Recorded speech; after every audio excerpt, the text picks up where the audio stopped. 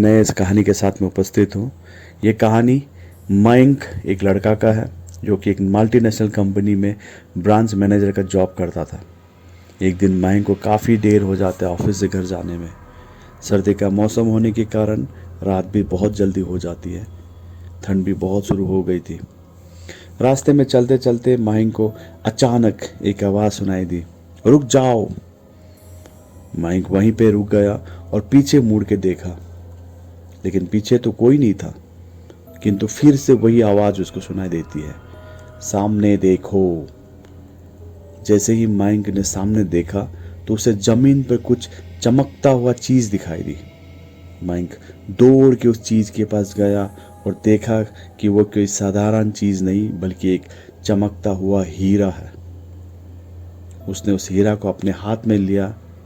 उसकी चमक देखकर मयंक की खुशी का पारा ना रहा, लेकिन मयंक को कहाँ पता था कि वो कोई साधारण या तो नहीं है बल्कि एक मायावी हीरा है। अचानक उस हीरे से आवाज़ आती है और कहता है कि अगर तुम्हें इस तरह के हीरे चाहिए तो तुम्हें इस ज़मीन को खोदना होगा। इस ज़मीन के नीचे बहुत सारे हीरे हमारे रखे हैं। मयंक खुश हो गया और उस हीरे को अपनी जेब में डालता हुआ ज़मीन को खोदना शुरू किया। करीब 1 से 2 फुट जब खोदता है, उसके बाद मयंक डर के मारे चीखने लगता है और उस डर के कारण उसका संतुलन खो जाता है और वो इसी ज़मीन पर धड़ाक से गिर जाता है, क्योंकि उस गड्ढे में ना तो हीरे थे ना तो मोती बल्कि किसी इंसान का काटा हुआ सर मिलता है। दोस्तों, अचानक सर हवा में उड़ने लगता है और बोला, डरो मत, मैं तुम्हें कुछ नहीं करूँगा। मैं तुम्हें बहुत सारे हीरे जेवरात भी दूंगा, बस मेरी बात को ध्यान से सुनो और मैं जहाँ जाता हूँ वहाँ मेरे पीछे आओ। फिर वो सर हवा में उड़ा और जंगल की ओर बढ़ने लगा। दोस्तों, करीब 1 से 2 किलोमीटर चलने के बाद वो फिर रुक गया और साथों साथ मयंक को भी रुकना पड़ा। फिर उस सर ने मयंक को कहा कि इस ज़मीन के भीतर बहुत सारे हीरे मोती जवाहरात छुपे हुए हैं, इस ज़मीन पे तुम्हें खोदना होगा।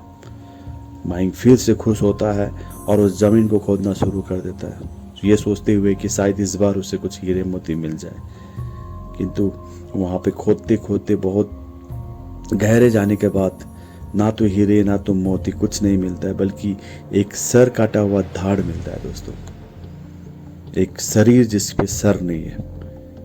उस शरीर ने कहा, अब तुम्हें एक आखिरी काम करना है, उसके बाद मैं तुम्हें माला माल कर दूंगा। तुम्हें कहीं से भी 1 लोटा खून लेके आना है। मयंक ने बोला, 1 लोटा खून? और मैं 1 लोटा खून कहाँ से लाऊंगा? उस शरीर ने कहा, मेरे साथ चलो। वो डरावना चेहरा मयंक को साथ लेकर थोड़ी दूर पे गया। वहाँ उसे एक इंसान को जाते हुए देखता है और वो सर बोला, उस इंसान को मार कर उसका खून ले आओ। मयंक डर गया और बोला, नहीं नहीं, ये मुझे नहीं होगा, मैं ये नहीं कर सकता। सर बोला, अगर तुमने ये काम नहीं किया तो मैं तुझे बदतर से बदतर मुसीबत में डाल दूंगा और पूरी जिंदगी तेरी नरक बना दूंगा। मयंक ने हाथ जोड़ के विनती की, मुझे माफ़ कर दो। अगर मैंने उसे मारा तो मुझे पुलिस गिरफ्तार कर देगी और मेरा ज़िंदगी वैसे ही बदतर हो जाएगा। उस सर ने उसे तंत्र मंत्र की शक्ति से एक छुरा और लोटा प्रकट किया और गुस्से से बोला, अगर तुम ये मेरा काम नहीं करोगे तो मैं पूरे परिवार को मौत के घाट उतार दूंगा। मयंक ने मजबूरी में आकर उस आदमी को मार डाला और उसका खून लेकर उसके शरीर के पास गया। वो शरीर खून को देख के बेहद खुश होता हुआ बोला, ये खून मेरे शरीर पे डाल दे।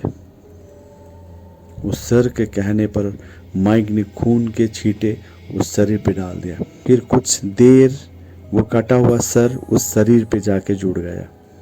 ये सब देखकर ये मयंक का हालत अब खराब होने लगी। वो उस भूत को देखकर काफ़ी डर गया था। जैसे ही भूत जिंदा हुआ, वो जोर जोर से हंसने लगा और डरावनी आवाज़ में बोला, तुमने बेहद गलती कर दी, तुमने मुझे फिर से जिंदा कर दिया। अब मैं सिर्फ तुम्हें ही नहीं बल्कि इस पूरे शहर को मौत के घाट उतार दूंगा। डर के मारे मयंक के मुंह से आवाज़ नहीं निकल रही थी। वो अपनी जान बचाने के लिए वहाँ से दौड़ा। लेकिन उस भूत ने छलांग लगा के उस मयंक को ज़मीन पे गिरा दिया और बोला कि मुझे बेहद भूख लगी है, अब मैं तुम्हारा मांस खाऊंगा। जैसे ही उस भूत ने मांस खाने के लिए आगे बढ़ा कि तुरंत ही उसका सर फिर से धाड़ से अलग हो गया। मयंक समझ नहीं पाया कि यह चमत्कार हुआ कैसा, और जब मयंक ने पीछे मुड़ के देखा तो एक अघोरी बाबा खड़े थे। उस अघोरी बाबा ने कहा, जब तुम उस आदमी को मार कर उसका खून ले जा रहे थे तभी मैंने देखा था और समझ गया कि कुछ ना कुछ बहुत बुरा होने वाला है, इसलिए मैं तुम्हारे पीछे पीछे यहाँ तक आ गया और मैंने अपने मंत्र की शक्ति से उस भूत को फिर से मार दिया। अब तुम निश्चिंत होके अपने घर जाओ, अब तुम्हें कोई खतरा नहीं है। किंतु दोस्तों, मयंक जब भी इस घटने को याद करता है तो वो अंदर से उसका रूह तक कांप जाती है दोस्तों। तो आप सबका बहुत बहुत शुक्रिया, और ऐसे ही हमारे मिस्टर एंड मिसेस ब्लॉग में बने रहिएगा।